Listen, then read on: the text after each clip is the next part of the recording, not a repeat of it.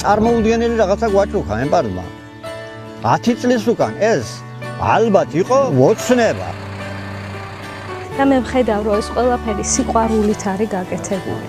და ეს არის თქვენი მამოძრავებელი ძალა. აბა დავაყაროთ ახლა მარილი და თან. მარილი. ეს ზედა. არა. მილი მithot. გავაკეთე და გაკეთებული ახლა მას გადავხედავ. ეს ჩემი ცხოვრების გამარჯვებაა. რომ უკვე გასინჯვაც არ უნდა ამ კერძს იმდენად სასწაულია მე მჯერა.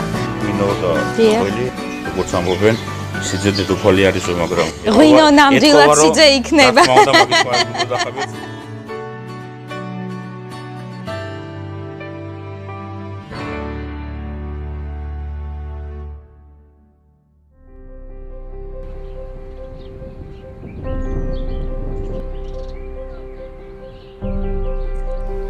ამ გორაკზე თუ ამოხვალ, დაინახავ თუ როგორი სიცოცხლით ფეთქავს სოფელი.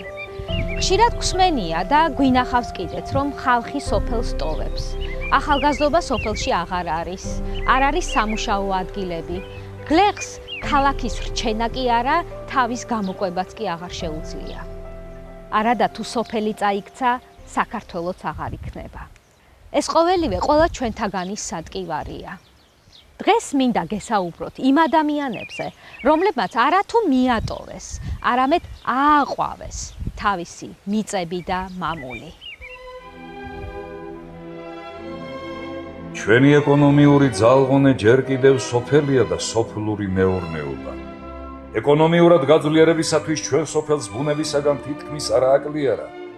ზომიერი ნელთბილი ჰავა, ნაყოფიერი და თითქმის ყველაფრად უხვად მომცემი მიწა მომასწავებელი არიან იმოდენა სიმდიდრისა, რამოდენადაც საჭიროა რომ ერმა უმტკივნეულოდ თავი ირჩინოს და ყოველ სფეროში პონიურად გაიწვიოს და მოიწიოს წარმატებისა და კეთილი მდგომარეობისათვის.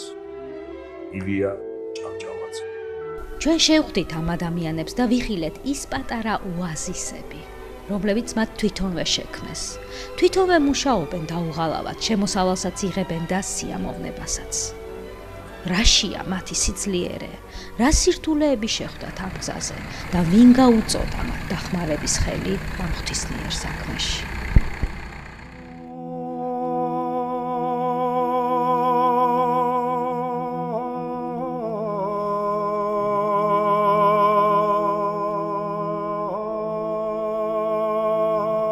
ვენახი ჩვენ შეხვდა, ანუ ტრადიციულად გადმოგვეცა ჩვენი მამის, ბაბუის თაობიდან გადმოგვეცა ეს ვენახები, შემდეგ ახალიც გავაშენეთ. ჩვენი ოჯახი არ იყო მევენახეობაზე დამოკიდებული, სხვადასხვა სამსახურებში მუშაობდით, მაგრამ ის რომ ვენახი არასდროს არ მიგვიტოვებია, პირიქით ვაშენებდით ახალ ვენახს. გივი ჩუბინიძე თერჯოლის რაიონში დაიბადა. წინაპრები ტრადიციულად მევენახეობას ეწეოდნენ.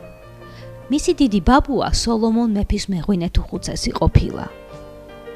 სოფლიდან მრავალჯერ წასულა, ქალაქადაც უცხოვრია, მაგრამ თავისი მშობლიური მიწა ყოველთვის ეძახდა.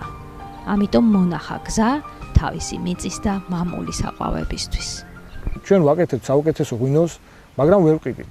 რატო ვერ ვყიდით? აი ზუსტად ამის მიზეზების ძიებამ და მე გაანალიზებამ მიგვიყვანა იქამდე, რომ ჩვენ გაერთიანებით უფრო მეტ შედეგს მივაღწევთ. როცა კარგი საქმის გაკეთებას ცდილობ და სიყვარულით უდგები, როცა მზათა ხარ, თანაც დაუღალავად შრომობ, სამყაროც გეხმარება.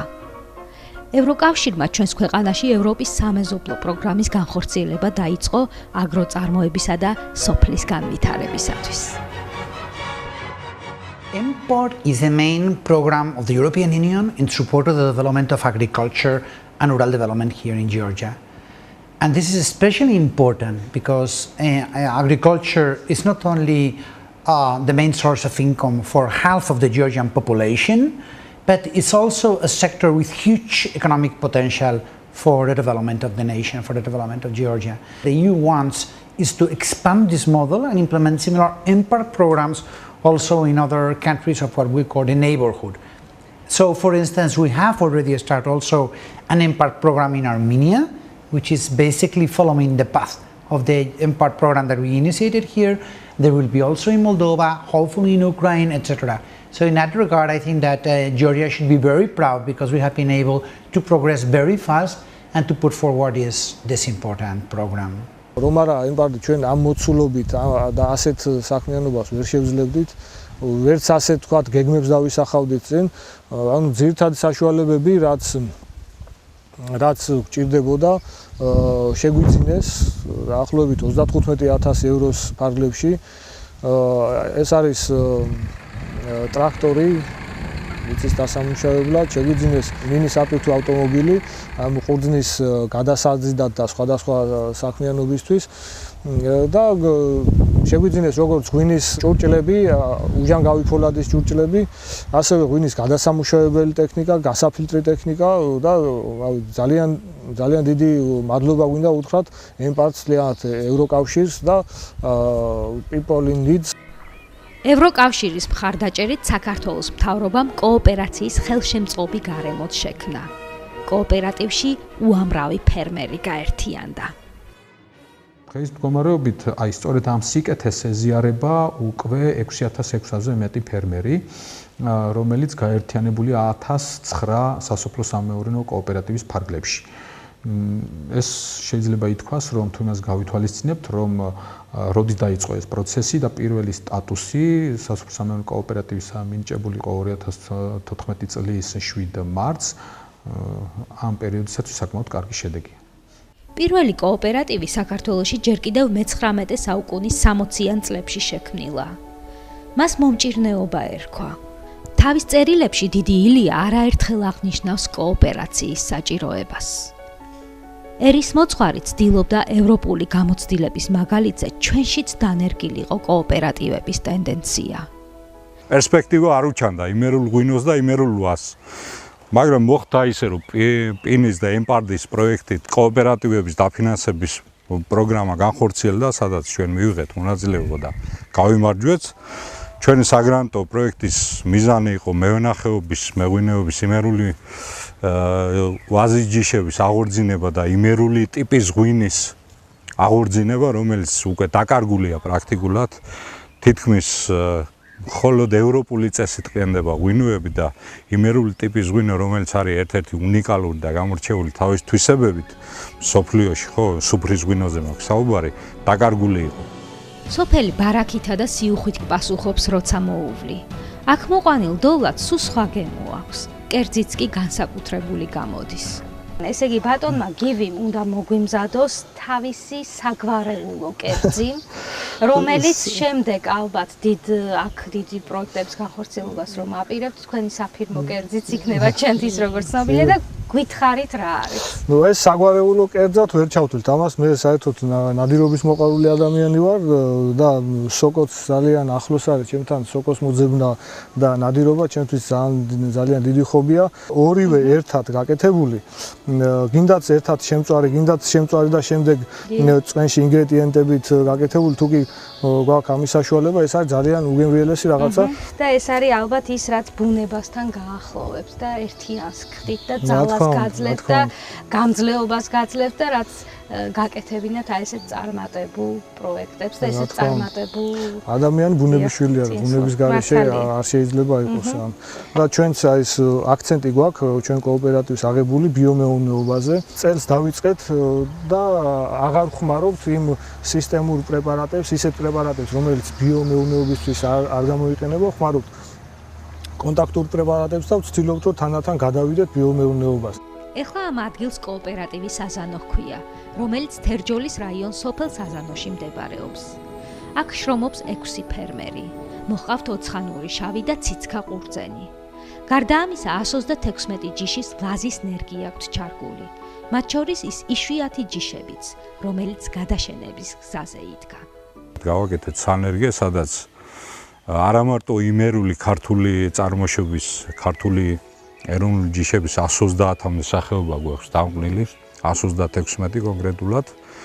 საიდანაც გაკეთება საკოლექციო ნაკვეთი და სტანდარტულ ასორტიმენტში შეტანილ ჯიშებს გავაშენებთ მასიურად და ღვინის სახით ვაწარმოებთ. დანარჩენ ჯიშებზე გაგრძელდება დაკვირება და ექსპერიმენტულ ღვინის სახეობებსაც ჩამოვასხამთ ამ ჯიშებიდან, რომელსაც ექნება განსაკუთრებული ნიშან-თვისებები, შემდეგ ვეცდებით, რომ ისიც დავნერგოთ მასიურ წარმოებაში. რა ხდება ჩვენს მწყერთან? ხდება მე მგონი იწვის. და ეს შამფურებიც ვასნათ, დავალაგოთ.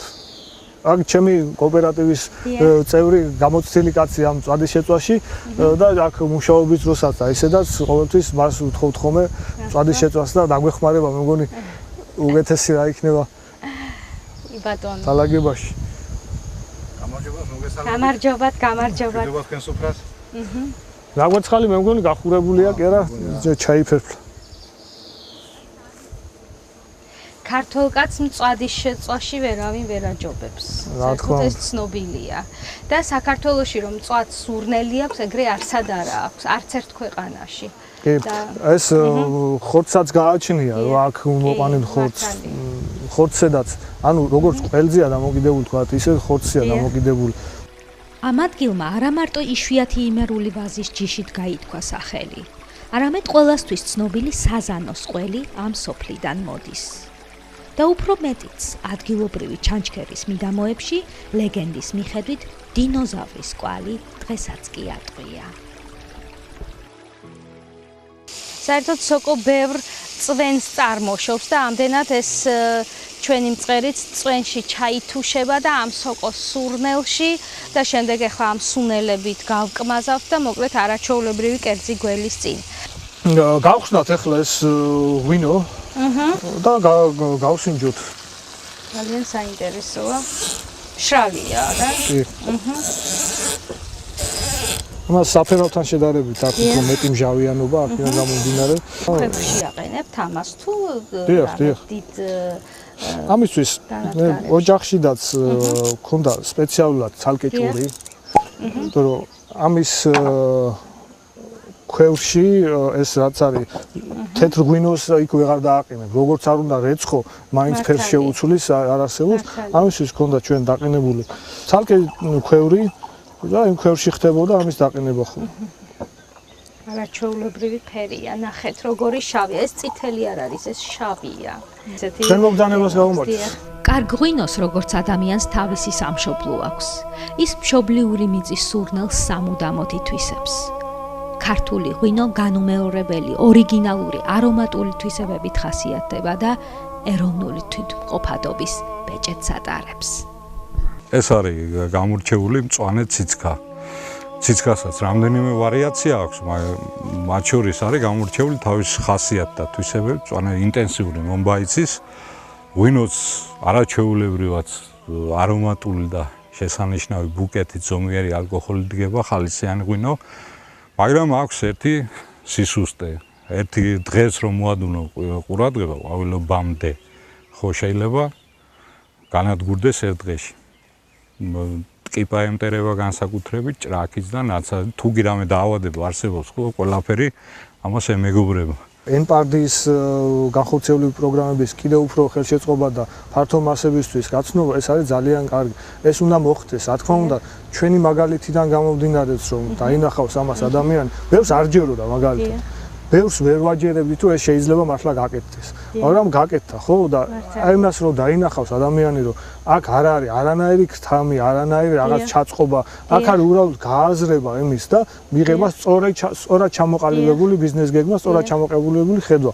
და აი ზუსტად შეგვიძლია აღვნიშნოთ თუ რა არის ეს კოოპერატივი. ძალიან ბევრს მიაჩნია რომ თავისი მიწების დათმობაა, მაგრამ ეს ასე არ არის. ეხლა თუ განუმარტოთ უფრო ჩვენ არ დაგვithმი არანაირ ჩვენ ისევ ჩვენ საკუთრებაში გვაქვს პირად საკუთრებაში ეს მიწები. ჩვენ მიწას ვამუშავებთ თვითონ. კოოპერატივის საკუთრებაში არის მხოლოდ ეს საწარმოო ფართი, რომელიც შეიძინეთ თვითონ კოოპერატივმა.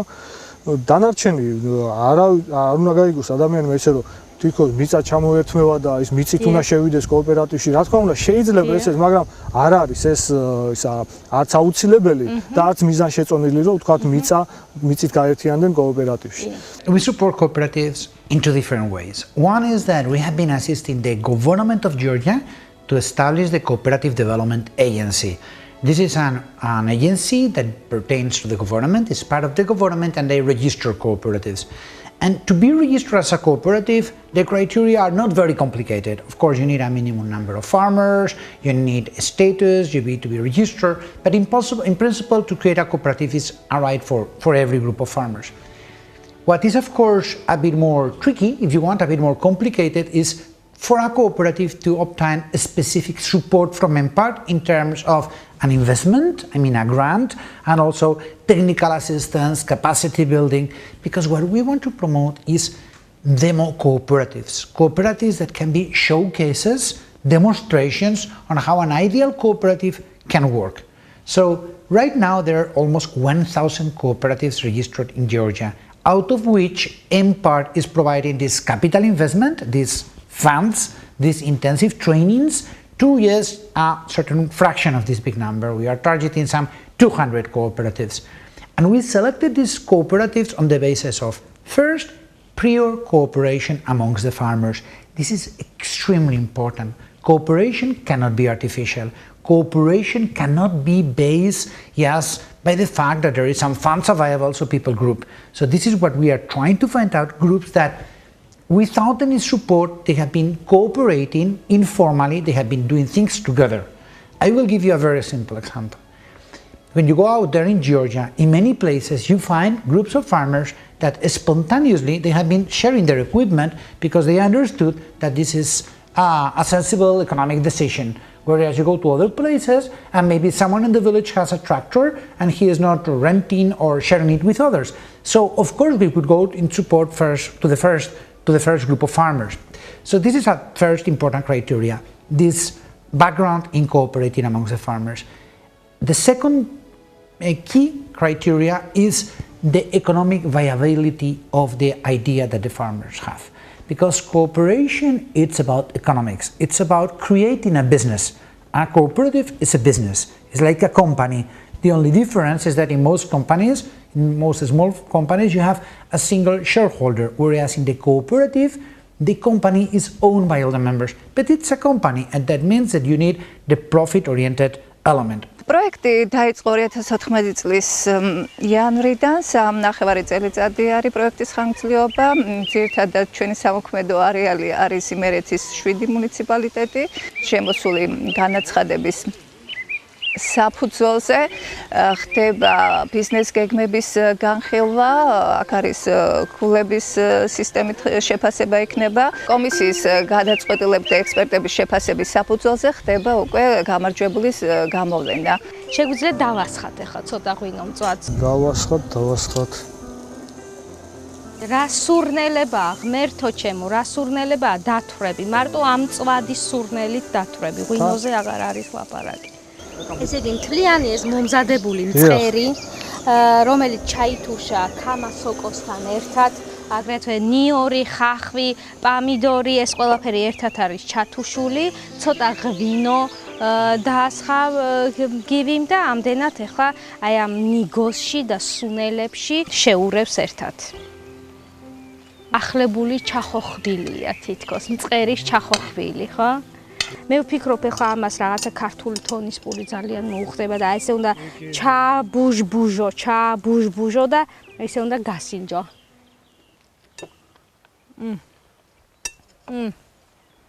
ჩვენი ბრალია თორნის პურზე ცოტა გაგვიგვიანდა და ძალიან აი ახალგაზრდა, ბეიბია. აი რაღაცა ძალიან გემოა, ჯერ კიდევ არა აქვს გემო ისე გამჯდარი, ახლა შეცილდეს კიდე დრო უნდა. წარმომიდგენია მე რა იქნება და არაჩვეულებრივი კერძია, საზაფხულო კერძია, ვიტყოდი მე დღეს ძალიან ახალი, ძალიან გემრიელი რაღაც ვისწავლე. მადლობა თქვენ ამ არაჩვეულებრივი კერძისთვის, მადლობა ENPARD-ს, ესეთი არაჩვეულებრივი პროექტისთვის, პროგრესისთვის, ადამიანის გულების გახარებისთვის, დოვლათისთვის და მომავლის იმედისთვის. დიდი მადლობა თქვენს ENPARD-ს, ევროპელ ხალხს მთლიანად. წარმოუდგენელია, რომ არ მოყვა იმის შესახებ, თუ როგორ ახერხებენ ეს ადამიანები მიწასთან ურთიერთობას. ქალაქსაც ადგებიან და თავის სოფელსაც. ამიტომ ეს ყველაფერი შესაძლებელია, თუ კი გინდა. საჭიროა, რადგან ამის გარეშე ვერ ვიქნებით.